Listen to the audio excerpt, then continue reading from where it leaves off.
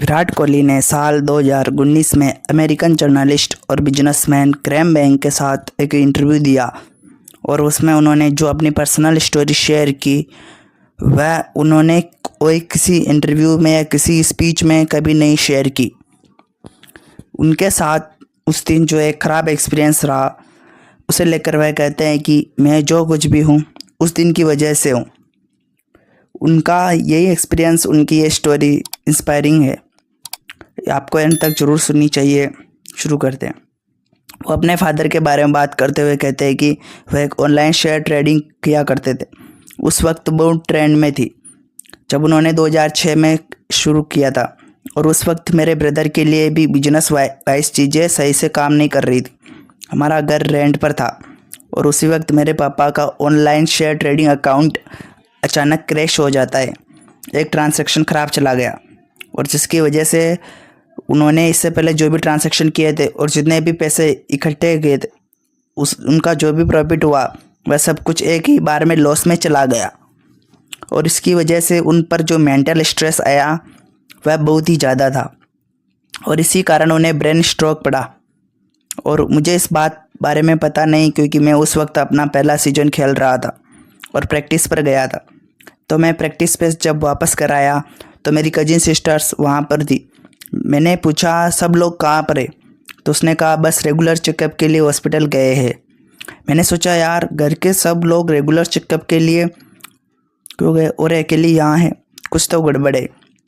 मैंने उसे फिर से पूछा तो बाद में उसने सब कुछ सच बताया। फिर मैंने उसे वहाँ ले जाने के लिए बोला जहाँ मेरे फादर थे, तो मुझे वहाँ ले गई।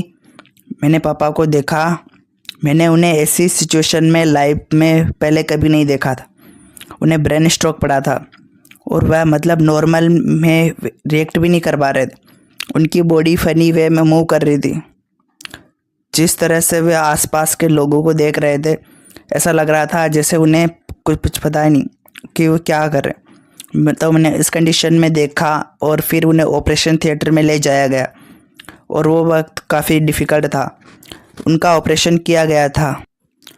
तो फिर जब उन्हें वापस कर लाया गया तब मैंने देखा वह बॉडी के लेफ़्ट साइड से पैरालाइज थे। लेफ़्ट साइड से वो चीज़ों को देख भी नहीं पा रहे थे, किसी से ठीक से कम्युनिकेट भी नहीं कर पा रहे थे, यहाँ तक कि फैमिली मेम्बर्स के साथ भी नहीं, और ना ही वो खुद से अकेले कुछ कर पा रहे थे। उनको उठाकर टॉयलेट वगैरह के लिए ले जाना पड़ता था और मतलब सेल्फ मेड थे। एक एक चीज़ वह खुद से करते थे। लाइक अगर घर में कोई चीज़ गड़बड़ भी हो जाती, कुछ ख़राब भी हो जाता तो वह उसे ठीक करने के लिए किसी को बुलाते नहीं। वो खुद ही बिजली के सॉकेट को खोलते और उसे खुद ही सही करते। वो किसी भी तरीके से किसी पर भी डिपेंड नहीं। तो ऐसे व्यक्ति के लिए अगर अचानक इस हालात में चले जाए तो उसके लिए ऐसी कंडीशन से जल्दी रिकवर होना पॉसिबल नहीं होता है। जो इवेंचुअली कुछ हफ्ते बाद उन्हें एक दिन कार्डिक अरेस्ट आया। मैं उस वक्त खेलने गया था और वह अगले दिन मैं वापस अपनी बैटिंग कंटिन्यू करने वाला था। उन्हें ऑलमोस्ट उसी दिन सुबह 2:30-3 बजे के आसपास कार्डिक अरेस्ट आया। अब सब नींद से जगे और हमने कोई आइडिया नहीं था कि अब हम क्या करें। मैंने लिटरली अपने सामने उन्हें आखिरी सांस लेते देखा। मैंने उनकी चेस्ट पंप करने की भी कोशिश की लेकिन कुछ भी नहीं हुआ। हम जहाँ रहते थे वहाँ उस एरिया के आसपास कुछ डॉक्टर वो भी नहीं उठे, किसी ने भी दरवाज़ा नहीं खोला। हमें कोई भी और रिस्पांस नहीं मिला क्योंकि उस वक्त सुबह के 3 बजे। तो फिर हम उन्हें हॉस्पिटल ले गए। वहाँ वो लोग इलेक्ट्रिक शॉक बाकी सब चीज़ों से उन्हें रिकवर करने की कोशिश कर रहे, लेकिन किसी भी चीज़ से कोई काम नहीं हुआ। तो मेरी सिस्टर, मेरा भाई और मेरी माँ सब टूट गए। वह सब रो पड़ी लेकिन मैं उस वक्त रोया नहीं। मेरी आँख से एक भी आंसू नहीं आया। मैंने अंदर से कोई भी इमोशंस बाहर नहीं आ रहे थे। मुझे कुछ पता ही नहीं चल रहा है कि क्या हुआ है, कि पूरी तरीके से ब्लैंक हो गया था। मैं ये चीज़ आज तक नहीं समझ पाया कि उस वक्त ऐसा क्यों हुआ। मैं उस वक्त सोच रहा था कि मैं रो क्यों नहीं पा रहा हूँ। आई थिंक उस वक्त इमोशंस बिल्ड अप हो रहे थे, इसलिए ऐसा हुआ था। तो फिर हम वापस कर आए। उसके बाद फिर और टिपिकली रिलेटिव्स और बाकी सब लोग आने लगे और फिर मैंने मॉर्निंग में कोच को फ़ोन किया, सब कुछ बताया कि क्या हुआ था। तो उन्होंने फिर मुझसे पूछा अब तुम क्या करना चाहते हो। तो मैंने बोला कि बस मैं खेलना है। उन्होंने पूछा कि आर यू श्योर, और मैंने बोला हाँ श्योर, क्योंकि मेरे लिए कोई भी क्रिकेट मैच मिस करना एक ऐसी चीज़ थी जो एक्सेप्टेबल नहीं थी। मैच के लिए नहीं जाना यह तो मेरी लाइफ में कोई ऑप्शन नहीं था। तो मैं सोच नहीं सकता कि चाहे मेरी लाइफ में कुछ भी हुआ। मैं उनसे कहा कि मुझे बस खेलना है। तो उन्होंने कहा अगर यही तुम्हारा डिसीजन है तो ठीक है। तो फिर मैं घर से खेलने के लिए रवाना हुआ, और उस वक्त भी मैं नहीं रोया, कोई भी किसी भी तरह का कोई इमोशंस नहीं। बट फैमिली वाले सब लोग मुझे देखकर नर्वस लग रहे थे, बिकॉज मैं किसी भी टाइप का कोई इमोशंस शो नहीं कर रहा था, जबकि बाकी सब लोग इमोशनल थे और रो रहे थे। तो मैं घर से निकला और फिर मैंने अपने फ्रेंड को ये सब बताया, तो वो बिलीव नहीं कर पा रहे थे। उन्होंने सोचा कि ये मजाक कर रहा है। फिर हम स्टेडियम चले गए। फिर जब वहाँ पहुँचे, जब मैं चेंज रूम में बैठा था, तो उसने सबको बताया कि क्या हुआ। फिर सब लोग मेरे पास आने लगे और मुझे हिम्मत देने लगे। तब मैं टूट गया और रोने लगा। मेरे अंदर से इमोशंस बाहर आने लगे थे। उसी सुबह विराट ने मैच खेला, 90 रन बनाए, और उसी दिन शाम को अपने फादर के फनरेल में शामिल हुए। विराट कोहली कहते हैं कि मुझे लगता है कि यह शायद मेरी लाइफ में कटी सबसे इम्पैक्टफुल चीज़ थी, क्योंकि मुझे वो दिन याद है जब मैंने चीज़ें और रस्में निभाने के बाद मेरे ब्रदर को बोला था कि अब मैं अपने देश के लिए खेलूँगा, इसमें से हाईएस्ट लेवल पर खेलूँगा, और अब और ऐसी कोई भी चीज़ नहीं कि जो मुझे डिस्टर्ब कर सके, बिकॉज यह मेरे फादर का भी ड्रीम था।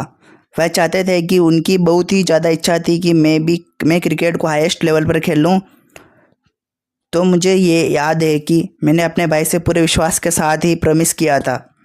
उस दिन इस इंसिडेंट के बाद बाकी सब चीज़ें सेकेंडरी हो गई, मेरे लिए सिर्फ क्रिकेट ही प्रायोरिटी थी।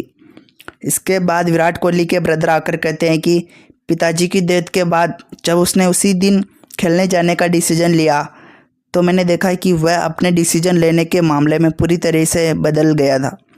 यही वह दिन था जब मैंने रियलाइज़ किया कि अब ये जो चाहता है वह उसे अचीव कर लेगा, और वह फुल डेडिकेट भी था इसे लेकर, क्योंकि अब वो सब कुछ पापा के लिए करना चाहता था। फिर विराट आकर कहते हैं कि ऐसा इंसिडेंट आपके साथ जब होता है तो फिर आप भूगोल करने लगते हैं। तब हम कह नहीं सकते कि ऐसा इंसिडेंट्स आपके दिल में किस टाइप का मोटिवेशन डाल देता है। मुझे पता था अब मुझे अपने गोल को अचीव करने में कोई भी डिस्ट्रैक्ट नहीं कर सकती, लेकिन फिर भी इमीडिएट डिस्ट्रैक्शन थे, जैसे लाइक अलग अलग कंट्रीज ट्रेवल करना, रेगुलरली बाहर घूमने जाना, फ्रेंड के साथ ड्रिंक करना, फोकस ना कर पाना। यह कुछ चीज़ें थी लेकिन एक ऐसी चीज़ थी जो मेरे दिमाग में हर वक्त रहती थी। जब मैं डाउन होता था तब मेरा लेवल नीचे गिरता था, तो उस वक्त मैं किसी तरीके से सारी चीज़ें साइड में करके बस खुद से कहता था कि ठीक है, अब बस मुझे मेहनत करनी है, मुझे वापस अपने आप को खड़ा करना है। मैंने खुद से ही प्रॉमिस नहीं किया कि मैं अब कभी डाउन फील नहीं करूँगा, नीचे नहीं गिरूँगा। मैं डाउन फील करूँगा, नीचे गिरूँगा, कि लाइफ में स्पोर्ट्स में होना ही है, लेकिन बार कम बैक करने की एबिलिटी ने ही मुझे रियलाइज़ करवाया कि अब वह इंसिडेंट्स एक ऐसी चीज़ थी जिसने मुझे मेंटली स्ट्रॉन्ग बनने में हेल्प करी। भले ही मैं डिस्ट्रैक्ट हो जाऊं, क्योंकि मैं भी एक इंसान ही हूँ, तो मैं भी गलतियाँ ही करूँगा ही, लेकिन इन सब के बावजूद मेरी कम बैक करने की एबिलिटी बहुत ही ज़्यादा स्ट्रॉन्ग हो गई थी। और मैं अभी भी बहुत ज़्यादा ग्रेटफुल फील करता हूँ कि मुझे लाइफ में इस बुरे वक्त में स्ट्रेंथ गेन कर सका, किसी बेहद करीबी को खोकर भी। और फिर उसके बाद उस खालीपन को एक्सेप्ट करना आसान नहीं होता, बहुत मुश्किल होता है, लेकिन उसके बाद भी अपने आप को लाइफ में इस मुकाम तक पहुंचाना उससे भी मुश्किल होता है। लोगों को ऐसी घटना के बाद मूव करने में सालों लग जाते हैं, बट विराट उस दिन जो हुआ उसे एक्सेप्ट करके उसे वही रख के आगे बढ़े और अपने आप को नेक्स्ट लेवल तक ले गए। यह स्टोरी हम सब के लिए बहुत इंस्पायरिंग है। और वीडियो के अंत में बस आपसे इतना ही कहूँगा कि आप अपनी प्रॉब्लम्स, अपनी हालातों पर अपने इमोशंस को लिमिटलेस मोटिवेशन बनाकर ग्रेटनेस अचीव कर सकते हैं। तो ये वीडियो आपको कैसा लगा कमेंट करके ज़रूर बताइएगा। Wish you very very all the best. Thank you so much for watching.